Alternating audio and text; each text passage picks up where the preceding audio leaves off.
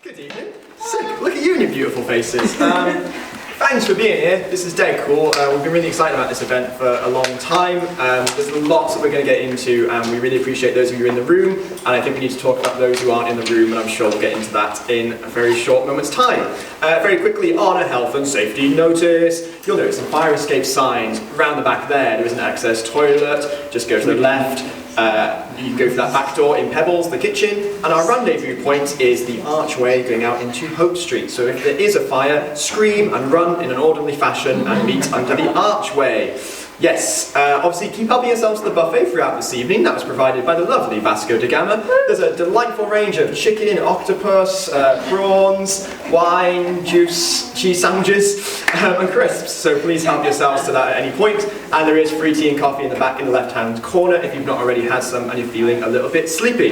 So very quickly, why on earth are we in an old Iceland supermarket, I hear you not asking? Well, it's a really great question. So, trigger warning, I'm going to swear. So 5 years ago, the founder of this building wrote a blog calling Wrexham a shithole because he came home and lots of people were calling Wrexham a shithole. And he said, if you think it's that bad, do something about it. So he got all the powerful people, all the open-minded people, all the people with something to say, something to do together, and they took all their ideas to Welsh Government, and this pilot project was born in partnership with myself and the company we work for, Town Square Spaces, and Welsh Government through the Business Wales Project.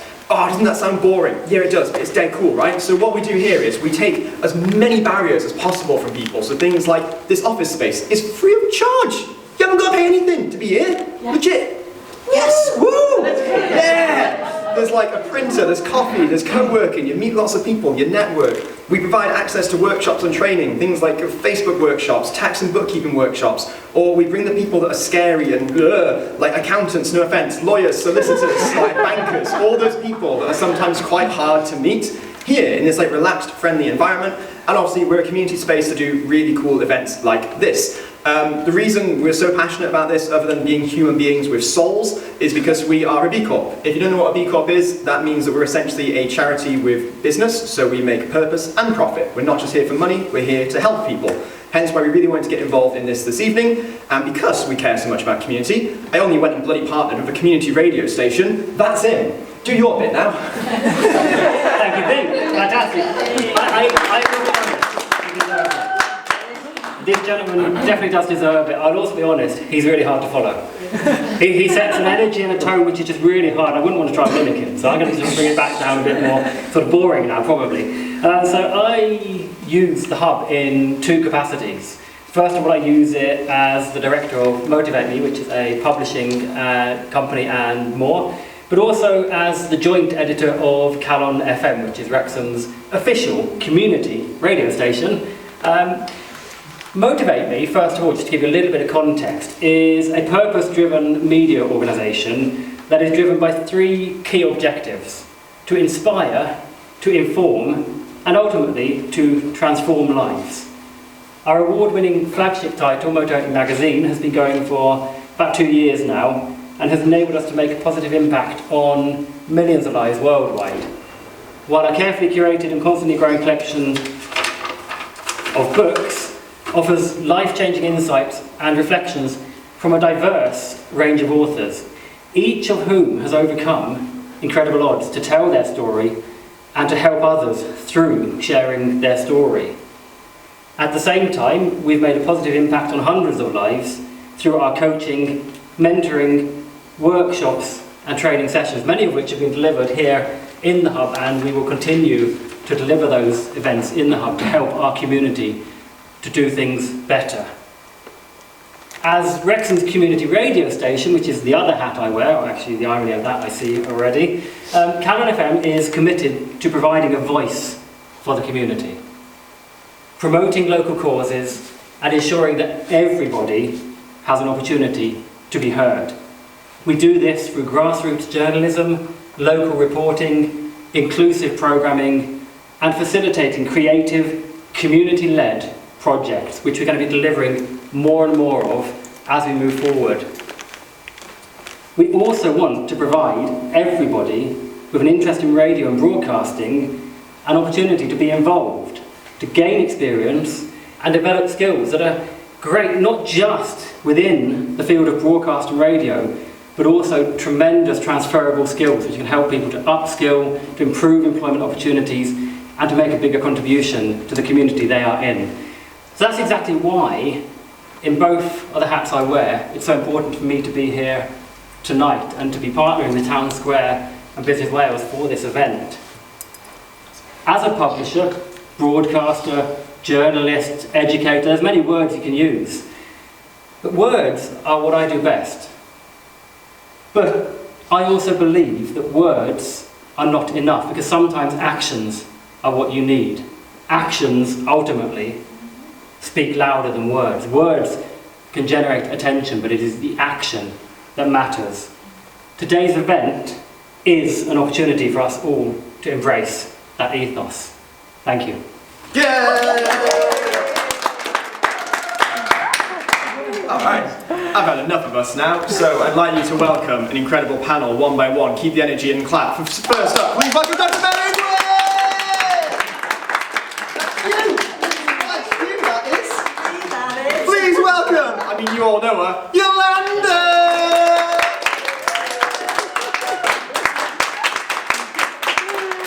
And he's a hell of a designer, not much of a footballer, Roger Gomez! We're going to hear some fantastic stories, insights tonight, so I'm going to hand over to Dr. Marion Gwynn to kick us off with some introductions and... Yeah, absolutely. Thank you so much. I didn't think I was coming here for a performance like that. It's been absolutely fantastic. Right, you make me want to do... I'm here today representing an organisation called Race Council Cymru, an organisation that we both represent. I'm head of heritage. Now, Race Council Cymru is an organisation that represents something like over 150 grassroots minority ethnic communities across the whole of Wales. And so, over the years since it was first established, we have got to learn the problems that people from minority communities experiencing, trying to access funding, trying to get supported. And over the years we have learned the value of, it doesn't matter what we think, what matters is what you say are the problems that you are experiencing. And unless we get to the heart of those, we will never be able to move forward. And by the fact that we are having this meeting tonight, tells us that there are still far too many barriers in place for people to be able to engage and to contribute to the economy of Wales effectively. And so I'm really looking forward to seeing what we can find out during the course of this meeting. So next on to introduce herself, not that she needs an introduction, but I think just to remind her the sorts of things that Yolanda does in working within the heart of the community of Wrexham. Yolanda Banu Viegas, hooray! Thank you, Marion. You are always a superstar, and you know that without you we wouldn't be here. And that is one of the things that we need the most, is our allies and our friends to work with us in our journey. Access to, well, the barriers could be everything. There are barriers everywhere, from opening a simple bank account to find out what services are available, what support is available, the language barriers, understanding the policies, understanding the law. So it's just so many barriers that we don't do what we wanted to do, which is, it could be either opening a new business, either as a sole trader or as a community group, that even a community group leads us to become a business that we don't want it to become a business, but for us to be registered with the Companies House and all of these new words that we didn't know even the translation for them occurs.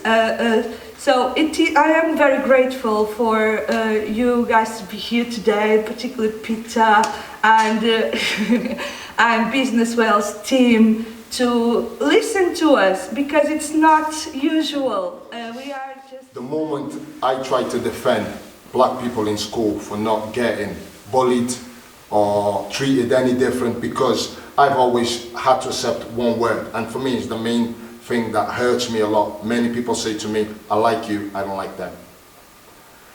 And it still goes on today. Do you know, I still have to face it. I even had to put myself in places where I've had to accept people saying to me, okay, I like you, I don't like them. But I'm looking at them feeling like, wait a minute, I am them. Do you know what makes them away from me? It's just that I've been here for the 20 years. You maybe know a bit of me and you don't know nothing about them, but if they get the chance, they might become the same person as I am. So why don't you give them the chance? By me doing that, I was the face of black young children in Wrexham. Do you know, so it could take a black children to go and do something, and I would have been the first person to be called and like, what happened to him? And I'm like, who is he?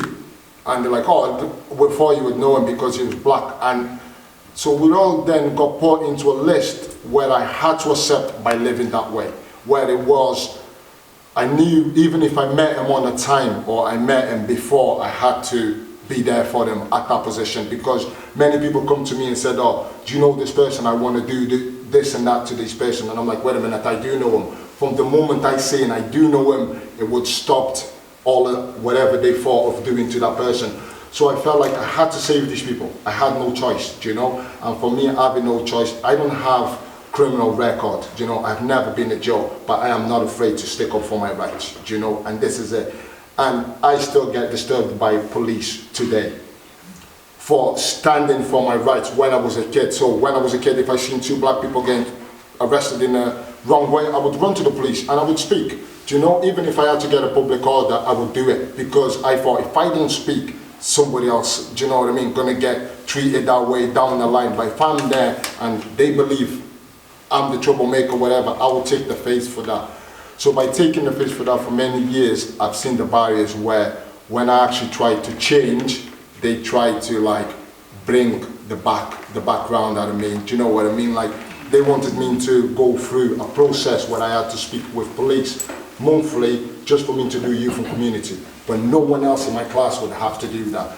And I looked at people that have been to jail and they were in my class, but they still didn't have to do that. But it's because they didn't know nothing about me and it wasn't on paper, but they've heard they had to try and get a certificate. Do you know what I mean? Of something bad out of me. And that was my main barrier.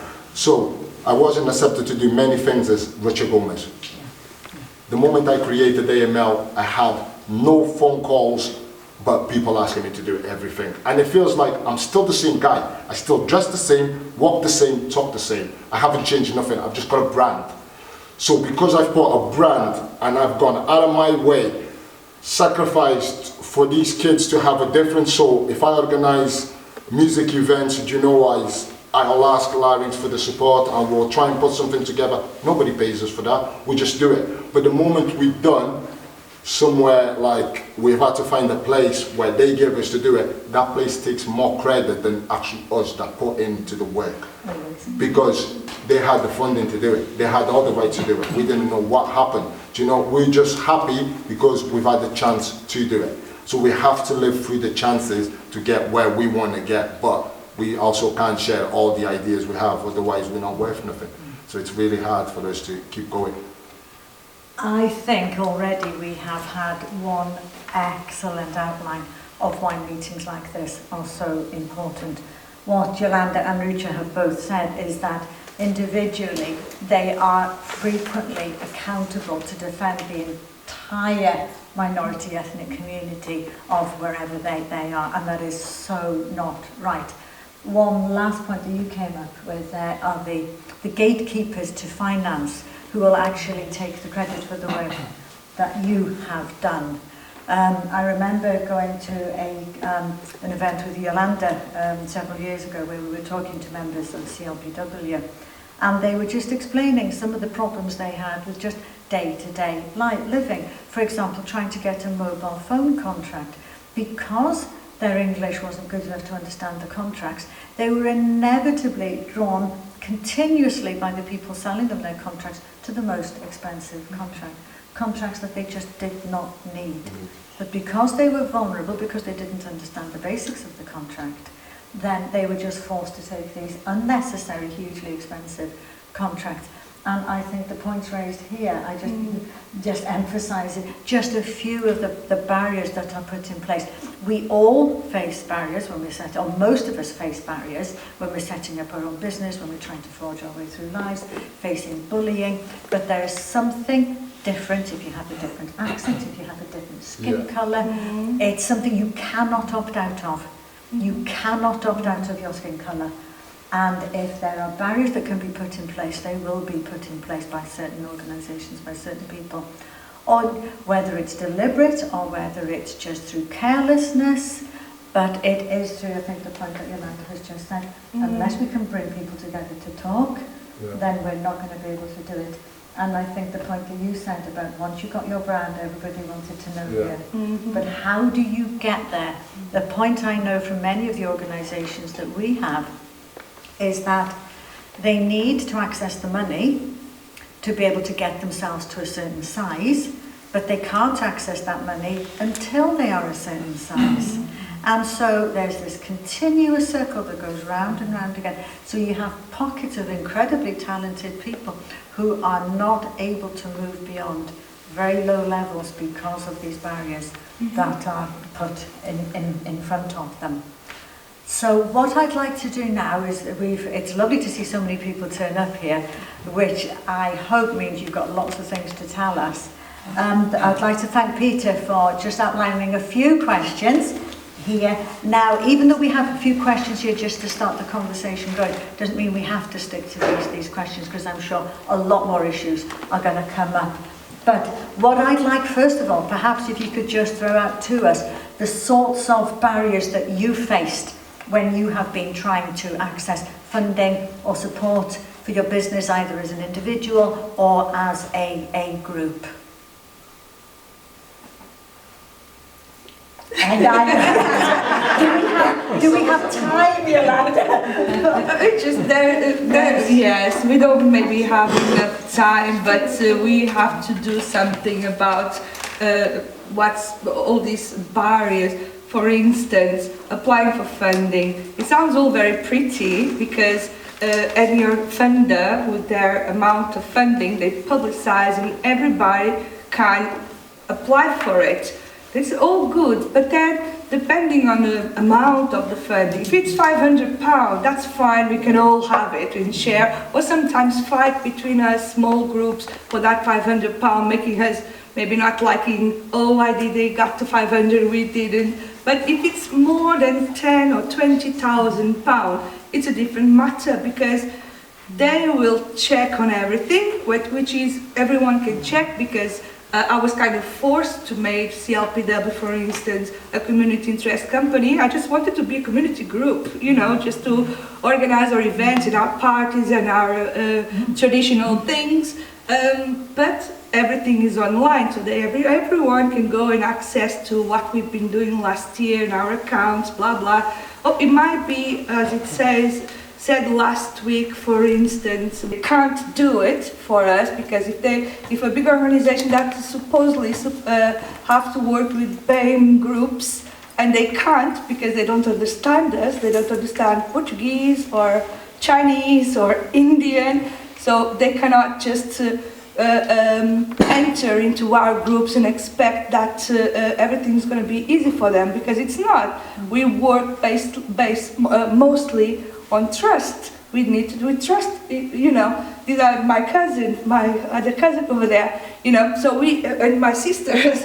That's how we mainly work. It's by trust. So, and we do a lot of free work for each other, which is not fair, because we cannot access bigger funding to pay proper salaries to everyone. Sorry.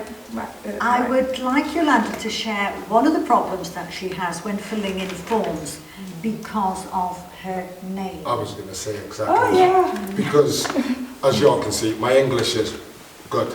You know, I can say it. But my English is the way it is because when I came here in school, I had to bother with the people that were here. So I learned how to speak it. You know, when it comes to fill a form, I can't do it. So when everyone says, oh yeah, apply for this, apply for that, I rather don't apply, because I rather like don't do it than make a big mistake. Do you know, when I started the business, I got told, come here and we're going to apply for these funds, we're going to do it. So I was just guided. So I just went with this group of people and I tried to apply for the fund. Everything was said to me, all right, your fund is applied and we'll see what you get with it. So then I spoke to I think it's a director, somebody that's meant to guide me through the fund, and he's telling me, listen, all you need to do is bring me all the invoices. So get these things done and get me all the invoices. By the time I got all the invoices, so I went into Tipau, they needed me to go into Tipau, open a shop, spend and making the shop happen, you know, so get the stock and everything. I went and asked for little loans of people that I trusted, and I said, listen, they've said they're going to give me this money back, I'm going to pay you as soon as they think, I just need to make this happen. These people trusted me, giving me the money. By the end of it, I did not receive the loan because I was a student in university. By the time I didn't receive the loan because I was in a student university, I had now a debt.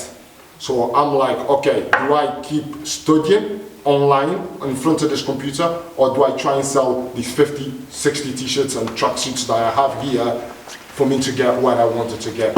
It was a big step in my life because for me it was the failure that actually made me who I am today. Because the moment I failed, I said, listen, I've got a debt, I can't run back to family and ask for this type of money because my family wasn't raised that way. So what can I do? I said, the moment I sell all these, I'm going to pay everyone, but that doesn't lead me. So for the year that I actually promoted and give 100 into my business, it wasn't because I wanted to make it happen. It was because I was actually in debt. Yes. Do you know, and it was debts that I never actually went to ask for that. I got told by a company, you're going to get this money. This is how much you're entitled to. Do all this, you're going to get it. I've done it. You're not allowed. Okay, what do I do now? Apply for this and this. Wait a minute, I can't even apply for this. So I'm definitely not applying for all that. And that was it. And this is where I am today. Do you know, I go around, I went into my community, I go to Queen's Park and I sponsored the football team. I didn't have the money to sponsor them. So what I had to make the agreement is I give them free clothes as I can make. Do you know, I make sure we get all promotions. I do all the marketing for the team that I promote, and I make sure I inspire the lads to come and play for the team. That was only I can give them. It was only my words. And from the moment I've done that, I've actually gained more than 15 players. So the team that I sponsor got more that we actually planning to make a reserve team. Just because these people want to play football with an AML on their kits. If I had the help of if I knew where to go and get this help right now, I would be there. Trying to get more help so I can go and help these kids, but I don't know where to start. So I can just keep doing my best, you know. I've been to a school today where I've gone to do an interview, so these are kids that have been kicked out of school that I went to. And I give these kids t-shirts. I have to inspire them. I can't just turn there and speak. I have to give them something for them to see the interest on me. It's all coming out of my pocket. Do you know, but when I go to these places and these teachers and stuff put the posts, they just said, I've been there, I've been doing it. Many people seen it like, oh, you're doing well. But deep down in my book, I know exactly how much I am struggling. And I'm just keep going because all I have is faith. And I believe I will make it regardless, with it or without it. So I just keep giving my all. But, do you know, like, just simply form is my biggest problem, signing in forms. I think you're certainly not the only one when it comes to forms. Yeah. And I fill out loads and loads of forms for everybody else. When I have to fill in a form for myself, I freeze. So absolutely. But I think some of the points that you've raised there are very interesting, because what you're doing, you are taking advantage, as much as you possibly can, of different ways of working. Yeah. You're using a very community-focused, very personal-focused way of working, building your business alongside the formal procedures. Yeah. But the formal procedures won't necessarily recognise your community-based systems. So that in itself is actually quite a problem. Yeah. And I know as well from what Yolanda was telling me, in form filling again, but from another perspective, is just the names that some people have. Yes, do you want to just explain that? Sure. For instance, in Portugal we all have long surnames. That also happens in Spain, also happens in Brazil, also happens in Italy and other places. So my name is Yolanda Banu Torres de Mascarenhas Viegas. Obviously, I don't write all of it when I'm signing, but I just use Yolanda Banu Viegas just to simplify. But to open a bank account, you need a proof of, you need a letter with your address on it, with all your names there. It doesn't happen because not even if you ask a letter from the council, even though we have to put all our names down, they also shorten it, Yolanda Viegas. So when I went to open my bank account in Barclays in 2014, myself and my business partner, Raquel, which is also have a longer name than I do, there was not enough characters for us to type our surnames on their forms. But on the last pages, there was 3 pages asking the color of my skin. You know, there was like a white adder, black from here, there, which I don't even know where to... But there wasn't enough characters for us to put our names. So they didn't accept any of our letters because there wasn't nothing with all our names to prove our address. So it was only 9 months later, that was the time it took to open a simple clubs and societies account to receive a funding that we received from the Portuguese government to do a fado night. So that was 2014. I had 9 months a check with my name, which I didn't want to put my name on it, and I wanted to open a business account, so it was all perfect, you know. That was when I discovered there was a small clause underneath that said that the bank had to be inclusive to the diversity, blah, blah, blah, blah. So I was like, okay, this is an issue because it doesn't happen to any British person, I'm sure, but it's happening to us. So I had to ask the business manager to look at it, and then they did something to their forms and they accepted it. But it took 9 months just to open a simple thing. Now, has anybody here ever tried to access for an event money from the community cohesion officers? Are you aware? Yes, yes. Are you aware that there are a number of community cohesion officers employed by the local authorities? You may not be, but their jobs are specifically to support community activities, and community cohesion means that they should be supporting activities by diverse communities. It is part of their brief to do this. Now, most of these, the vast majority of them, will not fund until after. They will agree the grant to support the events going on, but they will not fund the activity until they pay in arrears. They pay in arrears, and that means again, when you're volunteering, when you're trying to set up your business, when you're trying to do these community cohesion work, it actually works as being far more divisive because you're upsetting a lot of people. Just an example now, one of the projects that we did with community cohesion, again, it's wonderful to have this money. It comes from the Welsh Government to the local authorities and straight out. In principle, that is fantastic. And I've had meetings with the people who run community cohesion funding at the Welsh Government to see if we could actually address this problem, because at the moment it's not working. But if you are, for example, having an event with artists, with food especially, you've got to buy the food. You've got to, so there is an actual outlay. And sometimes if you've got a large event, then you're spending, say, £300 for food. Now that has got to come out of somebody's pocket before the event. And whereas you might ask an artist, oh, please could you do this and I'll pay you afterwards, and they out of the goodness of their heart will agree to do that. But it can cause friction, because I know certainly one of the projects that we did, it was about 2 to 3 months afterwards that the cheque actually came through. Now that is... It happens with me as well. Exactly. And it's bad because I usually use the Portuguese businesses. They're all family business. And for me to ask them, can I do an event? I will have £700. Take about 3 or 4 months to pay back and then it's bad for my reputation. I feel bad for them because I cannot give them 100, 700 pounds like that, and they have to wait. So it does. It's not suitable. It shouldn't be that way. But because we are not funded whatsoever, we just apply for small pockets now and then when it's available, when there's something. And obviously there are bigger barriers when we finally decide not to apply ever again to that funder in particular because of the bad practice they have, because we don't feel confident to go there anymore. They put all the barriers possible there that I don't want to ever again to apply for that particular funding there, because it's just a nightmare, it's stressful, it does make people feel like give up everything that we're doing because we are not trusted. These people don't trust us. They trust everyone else, but when it's to fund small groups, in particular the BME communities, there's always all sort of barriers caused by them, which, you know.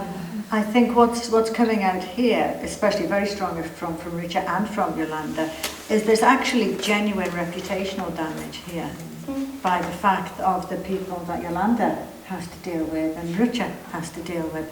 And if they can't fulfill their obligations, then that impacts upon them personally and professionally.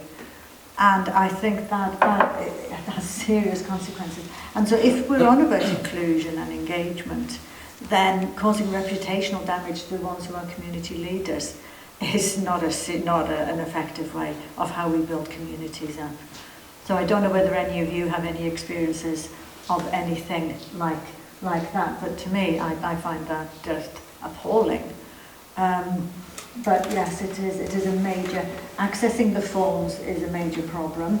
Reputation, writing reports. Yes. My God. Yes. They ask questions that I don't even know what I'm supposed to write down. Yes. Or at the end of a small event, for instance, and I notice other organizations with much smaller events with less people than the ones that I organize, with sometimes like 10 pages report. And it's basically like, okay, in my event there was 300 people that attend, we spend that on food, we spend that on DJs or this or that. That is what a report means to me, but it's not good enough for Welsh government or, you know, bigger funders. They like to read all that palaver, which for me is just wasting time because it's not my thing sitting down all day writing anything in front of the computer. And again, you've got, as far as funders are concerned, they have their trustees, their chairs, everybody else that they need to, and so you get a long chain of procedures. Yeah, and this organization, most of them, they have their own grants officer, which is something that we always said, we need someone like that so we can apply for, write the English that you want to read and with the terms that you want us to use, because we deliver. We can say that because all of these big organizations that gets the funds, they ask us to do their job voluntarily. We do, because we are helping our communities, you know. But that's why they keep getting and we don't. So once we stopped and we did, and I completely said, I'm not doing this for you for free again, things started to shake a bit. We then received threats that we are a threat, you know, so it can go as bad as that. But I lost my track. That's okay. I mean, this actually strikes a note to something that's been happening recently that I've been spotting. There's a lot of pressure, especially since the tragic and appalling murder of George Floyd, the pulling down of the Edward Colston statue in Bristol. There's a huge emphasis now on organisations that are applying for lottery money, say, you know, Heritage Lottery, which I think is fantastic, and Arts Council money, that they have to engage with minority communities to say that they have consulted them. Now, that consultation can be a 5-minute telephone conversation, and they will ask for a letter of support for their project. But it doesn't necessarily mean that they will involve you in any of their projects, nor does it mean that they will pay for you to advise or take part in their project.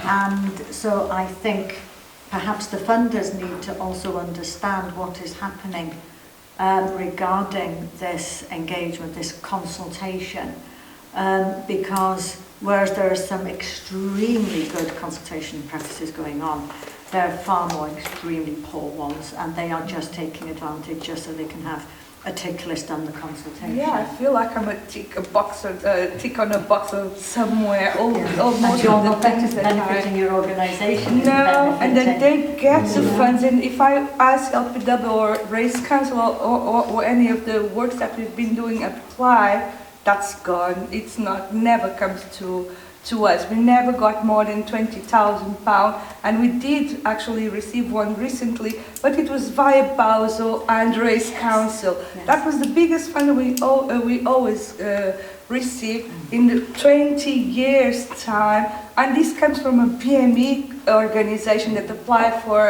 another funding to distribute just for BME organization. And with that we bought some tablets for all the elders in our community, so they are in touch now, learning how to use, and it's helping in so many other ways. But if it wasn't that, we're just stuck in the £500 grants from, it doesn't matter who's the funder, but that is the maximum that they've been giving away to us. So, and it's really, we're not going to give up. Our community needs us. That's why we are still here, because people need us. If they didn't, we just get another job somewhere in a factory like before. I was happy there as well, so it wasn't a problem. But you both are changing communities, as I'm sure. No, I see not many just us, familiar faces here. We have in the Lizinette audience. there, for I know. example, and she does a wonderful job as well. Amazing, absolutely. But Yes. that's the thing. If she works for BAUSO, they do a wonderful job. But if Lizinette, for example, wants to apply for something, she cannot use BAUSO. If she wants to do something for the Portuguese, for example, she had to start an entire new process just to do a simple thing. So, listening to you now, we've identified multiple barriers already. Now, if you could have changed just one thing in your access to business support, what would it be? In forms. Phone calls. So, yeah, just the communication side, Form filling, like, I think if they said to me, what's your idea, and I could explain, do you know what I mean, and I could get a bit of guidance, they would understand better than trying to get me to write the idea down or finding the people to do the idea first. It just gets really hard sometimes just to focus. Like when you got a plan, you just want to actually work on a plan. You don't have to go round and round and round about, you know, just to try and get that one vote to get you to the plan. Someone to talk to who could help guide and form as you're talking about it. Yeah. Someone to help us to write it down, like these grant officers do. They know that this funding everywhere. We have the ideas because people talk with us every day. They tell us, oh, Yolanda, we need this, we need that, or it would be good if we have like a Portuguese classes for children. And I'm like, okay, so what do I have to do now? You know, that's why there's always people that comes to our events, because this is something that they ask us to do. It's not our, okay, we do put our creativity there and our imagination to make the activities more exciting and so on. But it's so hard to find someone who understands us, to write down what we want to do. We might not be very good accountants, for instance. We're not very good writers, let alone sometimes speak what we want to do. But someone who tells us what the procedures in the first place, so we don't get in trouble at the end of the year with all taxes. Explain us what is this taxes about that we have to pay, what are these policies, what is the legal side of it, because the law here is different than in our country. So someone who lets understand this, but not just bit by bit, but on a bigger scale, what we have to do, so we are doing the right thing, We are, for example, now we're in the middle of the pandemic. What is the procedures? What we have to do? I know we read all the news and this and that, but an update would be a good idea, so we know we're doing the right thing for our business and our communities as well. Because I know from a lot of the grant providers, they try not to be too prescriptive about the way that you apply, because they want the application to come from the heart of the community, and they want the community to form it themselves. With me as well, but if there are barriers, you can't do it. Yeah, with me what makes it hard is the fact that I just have so much people around and expecting so much more, do you know what I mean? And the people that are actually doing that job can't actually help me just because of fund. Do you know what I mean? So even like I have people that actually want to work with me, but they also have families to feed. So if they are comfortably getting that wages, they're not going to come and waste their time by doing, even though they think it's a great idea, but then they say to me, but go and try and get them and them to help us so we can actually stay focused on this.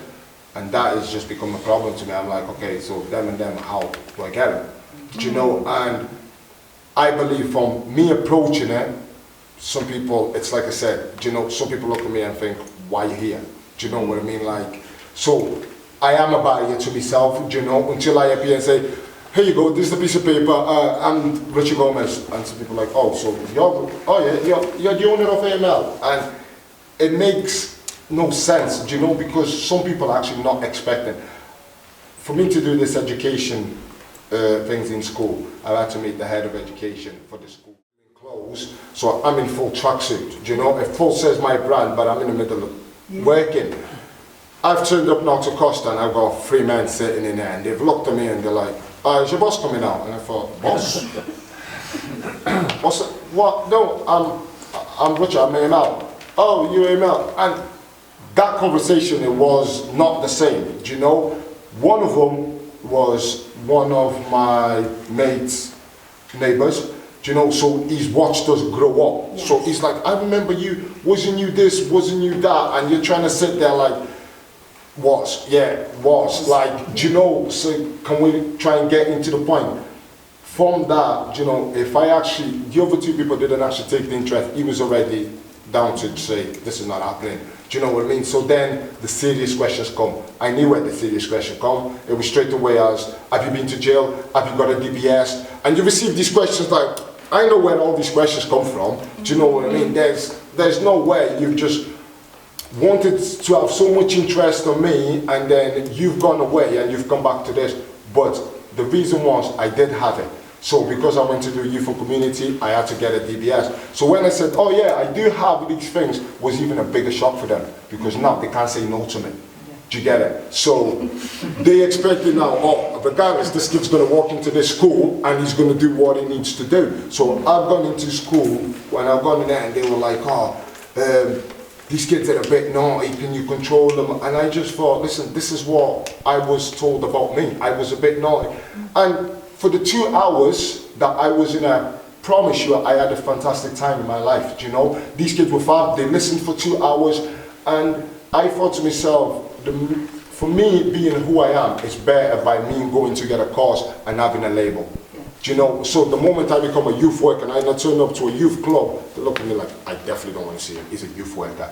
But when I come out with an idea and something to inspire them, they're all down to listen. So why should I put myself a label? No, I just keep doing what I'm doing and being who I am. Because like I said, regardless, I gotta hope that I will get there because I just need to stay focused on what I'm doing and the plans that I have. I think that's a wonderful example of how to reinvent yourself yeah, so people take you seriously. That's it, you know, because I thought as well, if I change, then I'm becoming what they want me to be, do you know, and this is the reason, like, I won't, like, at the moment, I get a lot of problems with North Wales Police, as I've got a license for 10 years, I've never had a speeding point, do you know, I hanged around with friends for many years, you know, like in High Town blocks, you could come into High Town when there used to be the flats, not as posh as it looks like. So that's when I was there. When I came from Portugal, not money, you know, we come from ghetto life. You know, we come from what here people call the council state. Do you know what I mean? So nothing's changed for me. I've come to a block of flats. That's how I was raised anyway. But in a block of flats, there's a lot going on. So yeah, the police that used to come, used to see us. So growing up, like, I can get to the position now where I'm stopped by a police and I have two different reactions. Do you know? So I have the police officer that's been a police officer for 30 years and he definitely wants to pick on me. He wants to find something. He thinks I've got something on his socks or anything. So for him, I have to go to the police station. Do you know what I mean? And I have the other one that can clearly see he's being unfair, but can't say nothing. So he has to just do his job. So by the end that his job is done and he's maybe taking me back home or wherever they picked me from, and you've got a police officer sitting there going, sorry for what we've done to you. It's too late for me. It's not your fault. Do you know what I mean? And I'm not going to say it's the police. It's not. It's certain people in the police. Do you know what I mean? I don't blame the whole forces. No, because they can also help me in many ways. Do you know? They have. Like many things, when I was young, I didn't understand the law. So when I get into a fight, I'm getting into a fight. But when the police grabs me and they see me angry and I'm crying, I'm biting myself, they could clearly see, listen, this kid's been pushed to this limit. Even though some police just wanted to put me in the cells and deal with it, like, no, he's just aggressive. Do you know what I mean? Certain people, certain police also seen it like, no, he's not just like that. And they actually came out of their way to try and find out more about me, do you know? And I have police officers that come and buy my clothes today because, do you know, I feel to myself when I was in the shop and they used to walk in and they're like, oh, come to get a hoodie, and I used to think to myself, wait a minute, this is crazy, like, do you know, but it's fantastic because it said, I'm accepted now. Yes. But like I said in my head, I still haven't changed, I'm still the same person, so why couldn't I be accepted by just being respectful and kind the same way I was? Not the bank that made me kind of respectful, that was the education I had from birth. So that's how all I know how to be. So it's crazy. We are all very proud of Rucha, and because we saw him growing as well, and where it is now, it does make us all very proud. There is something which is a big barrier that you told me and Peter the other day when we were having a meeting with you there, that you said you have a British driving license. And it would be perfect if you could drive to Manchester here and there, like, I struggle to do your business. All my deliveries, I had to walk at the start just because I didn't want to drive. As when I actually decided to drive, I got stopped. So I went to a delivery and I got followed for an hour and a half about, and I came outside. So they followed me, they've seen me going all the way through Boris, all the way from Little Acton, and I've entered Kaya Park. The moment I entered Kaya Park with the car, there was a police already waiting. So I've come in, I've come out to the person's house, and the exactly truck that I do, I will go in the boot of my car and I'll grab 2 white bags. The bags are about this big. You can straightly see there is clothes in the bag. There will be a hoodie. I didn't have a packaging, so my hoodies were just folded into a bag. I've gone into the customers. The woman actually come outside and speaking to me, and I'm speaking to her normal because I don't have to rush. As I get back in my car, I have a lot of police comes towards me. And I think, what are you doing? And he said, give me the keys. And I thought, why? And he said, I need your keys. And I said, you don't need my keys because there's nothing for you to have my keys. And he said, it comes up in our system, you have a Portuguese license. And I thought, okay, this is when I knew he was lying. I've been here for 20 years, hardly speak as good Portuguese that I speak English, so it's impossible for me to have the Portuguese license. So I passed him the keys. I said, after you do your job, I need to do mine.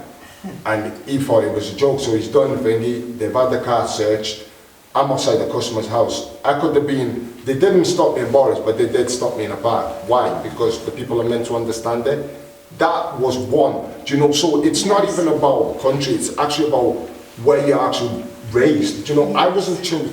When I come to Portugal, I didn't ask my mum to go and live in Queen's Park. I actually raised there. Do you know, so because I was there, he searched the car, he's done everything, and then he's given me the keys, and I said, no officer, I want to find out why the DVLA told you I've got a Portuguese license.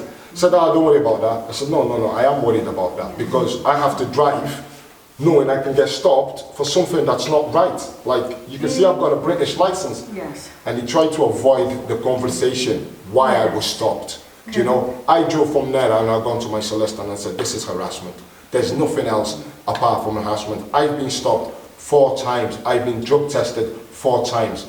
I've had police officers phone me and say, keep doing what you're doing. So I'm not doing anything wrong, but because when I was younger, I hung around with people that smoked, so he wants to take me. Do you know, and like I even had an actually officer come to my house after the case, and he's come over and he said, listen, yesterday you were arrested unfairly, but I have to combine with my partner, but I'm just telling you personally, keep doing what you're doing. And that's the only person that ever gave me an answer. But apart from that, I just get drug tested, I just wait 3 hours in a police cell, get my drug taken off me, and no reply. Do you know, and I'm actually chasing them like, what's happening? Do you know, oh, nothing, it's all clear, it's okay. Wait a minute, the same way you had the same energy to come and get me from where I was, do you know, I was a window cleaner for 2 years, so I was actually arrested and stopped by doing my job, trying to bridge my community with a ladder and a full van saying window cleaner. Do you know, so that's what stopped me from driving. So now my license, I haven't got a point, but I'm just waiting for this to go on because I'm actually letting them No, breathe. this is actually very serious, Richard, and I'm really glad you raised it. Because if the police is stopping him outside a customer's building, then that is reputational damage as well.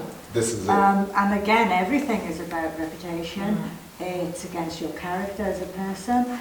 And again, so it's whether it's by default that you have to pay for things retrospectively, or whether actively, when you're actually out on your job, that there are barriers put in place towards you. You're already going out of your way to build up a successful business, This is it. but barriers are being put in your place just because of the colour of your skin. And it's not from the police seeing me away. I've been coming this way and they've come the opposite way and done a U-turn. And let any car that's in front of behind me go past quick to take a turn because they had the target what they were coming for. And you can clearly see what they were coming for. Do you know, and that was the actual date. So they actually done the U-turn and they come for me. So there was no, do you know, it was, they thought, they've seen a black kid driving and they said, we're coming for them. Well, thank you so much. We hear that from so many different places, so thank you for raising that.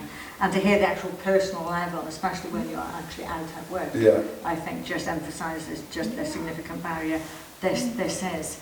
Now, what I'd like to ask Yolanda, if you had a range of funders here in front of you now, what question or what point would you like to make to First and foremost, make those forms easier for us. Don't ask us like ridiculous questions that we don't know how to answer. Let us be straightforward, accept that our spelling mistakes, accept our grammar. Don't think because it's badly written that we are stupid. Because we're not. We just don't write, we're not fluent yet. That is number one. The second, read all of them and treat all the application as equal. Don't look at your friends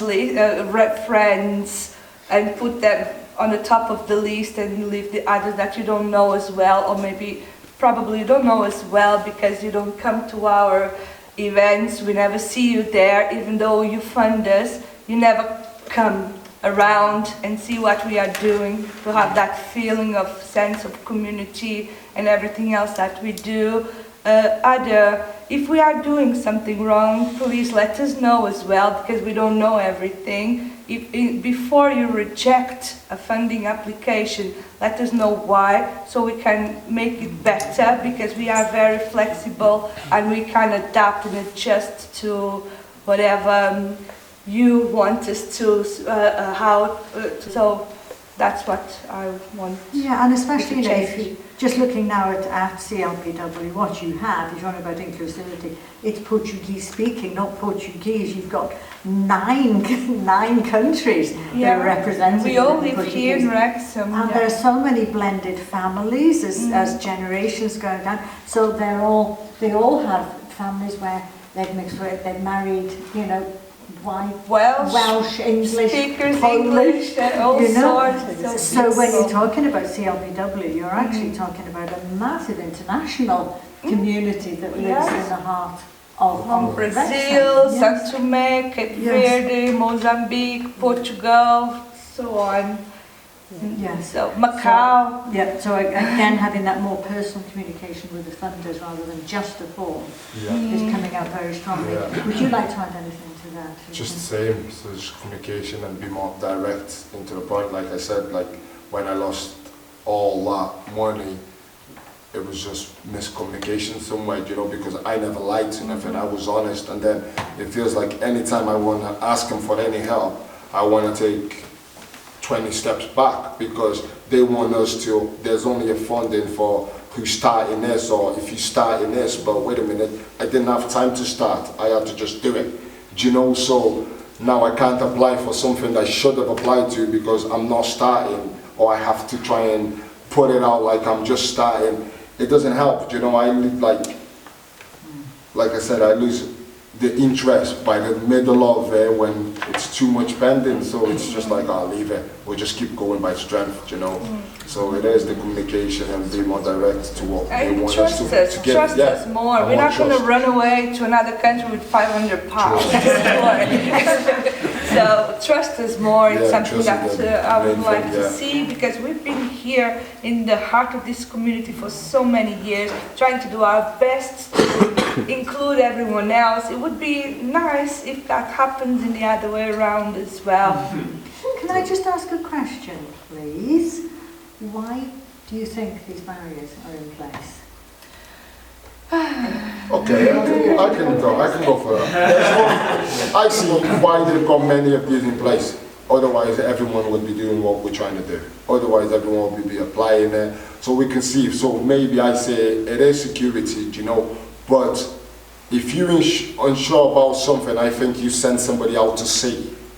You don't expect that person to provide you with more paperwork, because paper is not the truth, you know. So if I wanted the money and I really wanted to lie for the money, it's easier for me to lie for the money than face somebody face to face, you know, and tell them my life for that money. I think if there was more personal engagement, you know, I think they would get that trust. So I know why they do it. They do it for security, but don't understand how they can't break that security by sending somebody out, by, you know, having somebody else actually there to guide you to get that. And I think it would have been easier if they made it that way. Yes.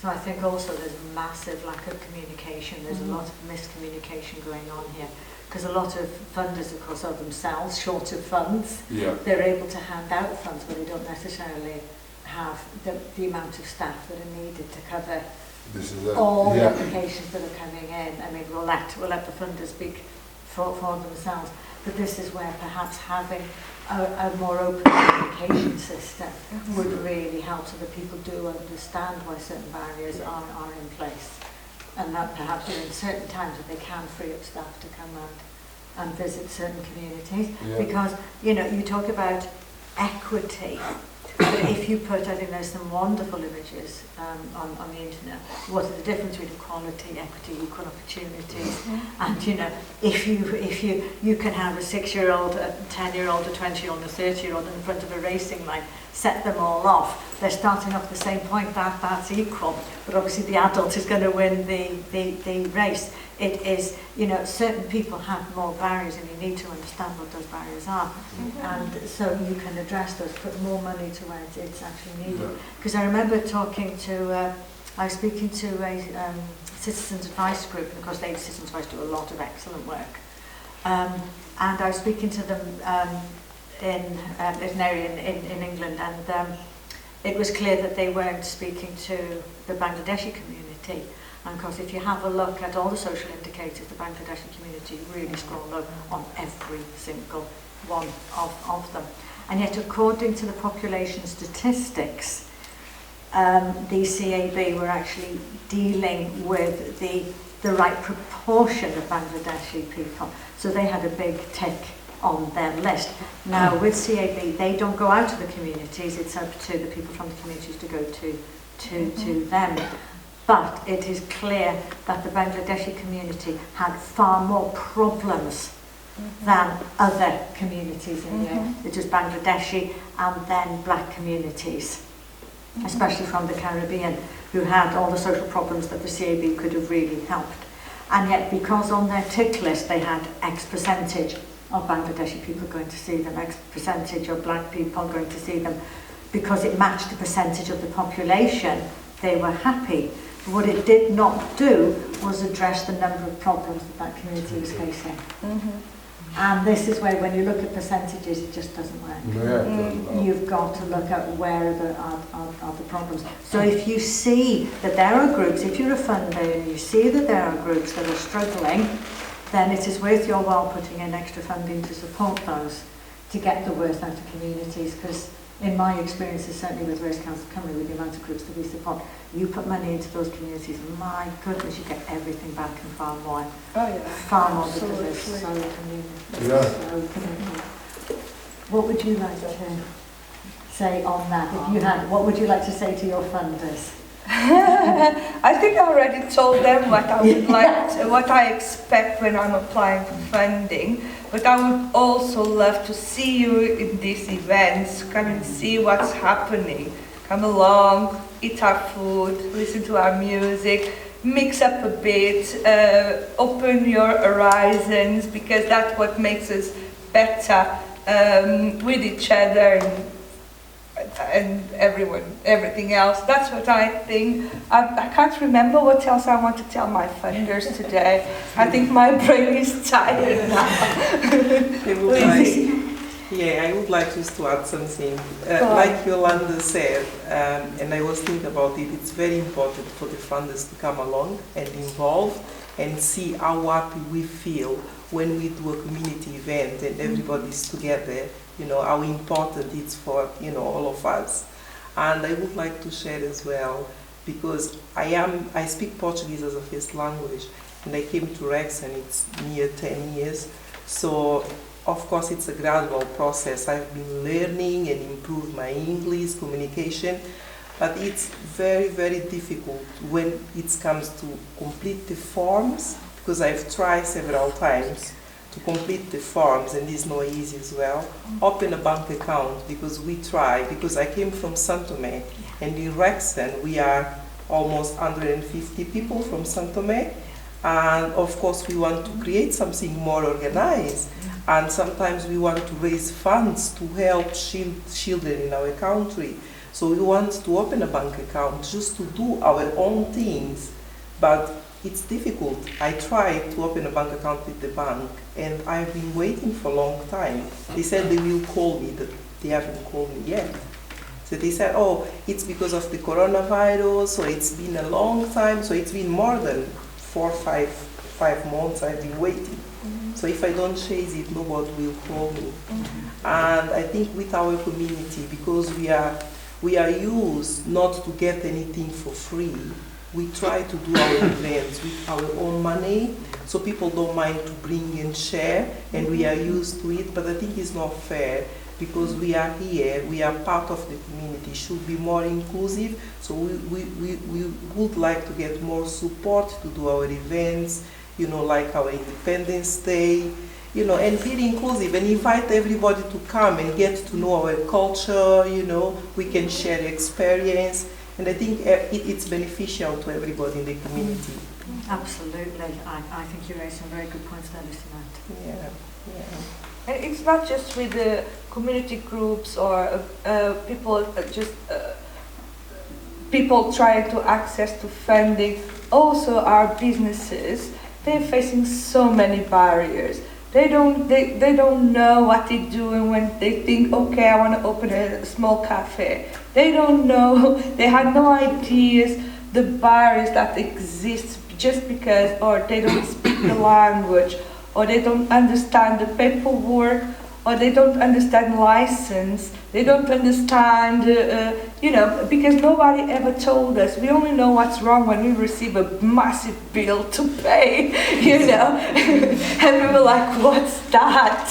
And it is a barrier in everything we try to do, just because we were not born in this country, we didn't go to school in this country, well, most of us adults, but just because we don't understand everything. But teach us, we're very open-minded, we're here willing to learn and to work with you. I would love to learn Welsh history. We were learning Welsh before the lockdown. We're trying as much as we can to be part of this community. But please don't just look at us like we are different, because we're not, you know. We're just trying to live our lives the best we can and integrate with our communities. Don't treat us like we are different, because we're not. We are one of you. Yeah, I think that's such an important point. But some people need a little bit more help than others, and it is just communication. Yes.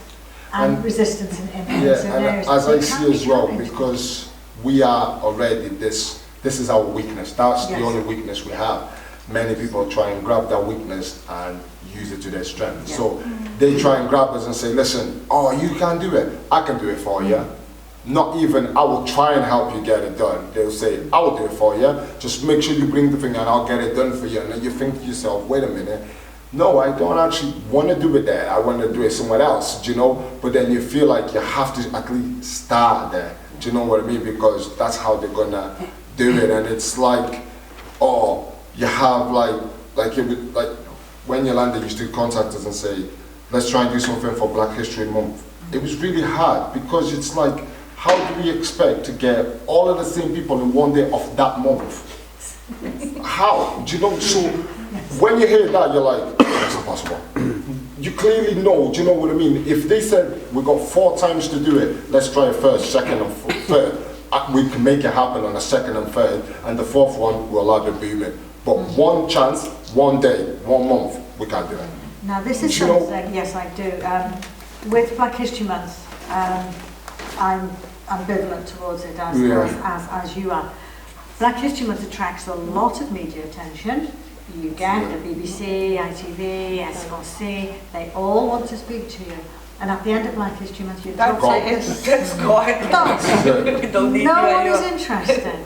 Now, that's one thing that I'm really pleased with. Race Council coming as fully supported by the Welsh Government is that we have Black History 365, which means it is spread throughout the entire year.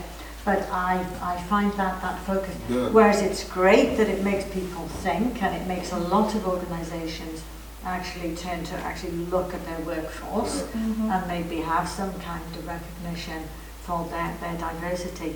But it drives me crazy, and I think it is, again, a kick in the teeth for diverse communities when all this attention is thrown on them and the reporters are your best friends and then come 1st of November, it's who are you? You know, they don't want to know. So, absolutely. So again, from what we've been talking about so far, there are certain barriers that can be cleared. You know, form filling, greater communication, those are things that can be sorted. The biggest one is attitude to skin colour. You know, and that is, especially what you said about the police and other things. And those barriers are going to take a long, long time. I understood that. This is why when all of the scene come out as Black Lives Matters and everyone was like, please, you be the face of it, because everyone, I was like, no. Like, when I actually suffered with racism, there was nothing there to help me. Do you know, it was me to help myself. Like, do you know what I mean? Regardless how it was, I had to help myself. Even when it comes to interviews and I had to talk, do you know, I didn't know how to speak English back then, and it was like, I had to sit in a police station with a translator fully well. This translator sometimes didn't even speak Portuguese fluent. So she said, I said something to her, she said something that I'm like, listen, I don't speak English, but I know she's not translating it right. Do you know what I mean? I wanted to get out of this problem. Like, you know what I mean? Yeah. But it is, you know, and this is why I think, like, not I've gone through it, it's forever going to be here, but my kids mix race, so I can't teach them that. Do you know what I mean? I'm just going to say to them, there are certain people that's forever not worth it in life. Do you know what I mean? Now, there's not communities not worth it. There's not a place that's not worth it. There's certain people in your life that's not, like I say, I love Queen's Park, you know, because the way they accepted me when I was just running around like just a wild kid, you know, and of course they made me part of them. Do you know what I mean? I had people that used to take me in, people's parents that I still see today, and like I said, respect is something you hold forever. It doesn't matter how small they've done it for you. So, but I'm still in the same dangers of walking down Queen's Park and I got a little kid going, nigga, and you're like, where's your mom? And they're like, what, run off. And you think, that's how simple it is, do you know, but do you know, because, like, you can't expect to say, oh yeah, because it was down there, that's why it happened. No, that kid's never been taught. So maybe you're gonna have to be the first person to, as soon as he says, all right, then I'll see your mom. Do you know, I've had kids that they try and say stop, and then you go to the co-op and they're there with your parents, you're like, do you remember me? And the parents looking at them, looking at you like, what's the matter? And they're like, do you want me to tell your mom now? So you're like, what are you going to do? And then you have to, of course, tell the parent, because you're standing there telling you, do you want me to tell your mom? So then you're like, oh, it's nothing, but you was just trying to be a little cheeky the other day. And the parent's like, you shouldn't be doing that. But that was a lesson. Do you know, that for me, that was enough of a lesson for them. Okay, they've been introduced to, they shouldn't. So if you haven't been introduced to, you shouldn't, do you know, you're never going to know no difference. Yeah. Like, so that's all I say. You are standing as the spokesperson. For yeah, I stand like. As everyone does. This is you it, like I feel that urge. I break the ice just like that, yes. because I've always had to break the ice. I was always the one in a room, yes. you know, like going into house parties and you walk. And you're there until like about 9:30, and then there's one that stands up and says something, you're like, you're not real, my night, get out. Do you know what I mean? Like, get out, just, you know, get him out. And it makes that, do you know, and then, like I said, I've got Welsh friends that before I could react to racism, they've reacted before me, do you know, and they are my brothers until today. So I look at it, I think it's not about a race, it's just certain people. Like I said, it's not the police, it's certain police officers. Do you know what I mean? And so we just gotta keep living it, because but don't be ashamed of who you are. And that's what I say to everyone. Like, I just keep saying that to people, like, don't matter. Even if you are the wrongest sheep in a room, just stand up and be the wrongest sheep in the room. You are where you are, you're not gonna change it. So this is it, you know, and this is why I can't wait to go back to Clue Dog and face. Do you know, the teachers that actually said, no, he's not actually, not because of that, he's actually this. Do you know what I mean? And it's like I said, only life and time can tell, innit? So you just gotta keep going. We do understand that there is racism in everything we do. Of course, racism not just is in the the air, for funding of business, or in every single part it's of in the air. from the primary school until like you have to shave your hair because you can't have that hair in school because it's not part of your uniform, blah blah. But it is all over the place, but it's something that I've learned, and it makes me so proud. And it happened during the middle of the pandemic when we organized the Black Lives Matter in Wrexham, was to see that 90% or more was white teenagers. Yeah. I was so pleased with that, because I saw hope in there. I saw that, this future, it's not going to look like this present, the way it is at the moment. You know, it's not just about your color, because now we have... Something will always be there, you know, and... Yeah, we have Brexit happening, we know why it's happening, but we are trying to, you know, make it better. People are understanding now, and everyone can see that we're not here to hurt you, to take your jobs, or to do anything less. For the contrary, we were the ones holding this country up, you know, doing our best, and then we had to kind of be kicked out. But unfortunately, that's the way it goes. It's not gonna go away that soon. And I'm just pleased that you guys are here, and I keep repeating this. We do need our allies with us, because on our own it's not going to be, it's never going to change ever. So thank you to all of you. Do any of you have any? Yes, Lisette. We are part of the community, so we want to be inclusive. So we want to work together to give our best, isn't it? So we don't want to feel like less in the community. And you know, we've been through a lot. You know, during my experience in Wrexham, of course, I came across with amazing people. You know, lovely people around, and you know, I feel welcome as well. But there are certain situations that I've seen people discriminate against our color, you know, after the Brexit, I've been to the gym and I was doing my exercise, and then I've seen a few people together saying, oh, they're still around. Oh my gosh, they're still around, and I feel so bad about it. You understand? So it's like, you know, there are certain situations, but I know how to cope with this.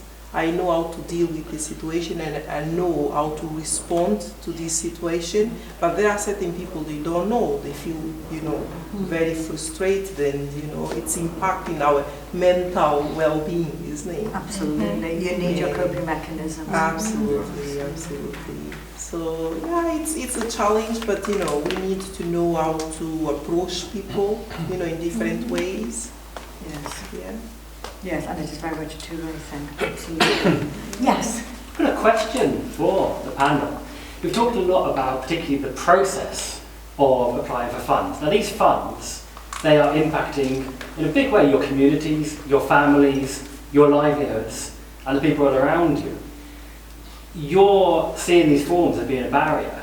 Do you feel that you are filling in forms that are designed to satisfy the interpretation of ultimately white decision makers? Oh, yeah. Are you seeing enough people of colour participating on the other side of the table and taking part in making those decisions as to who gets those funds? Does that happen?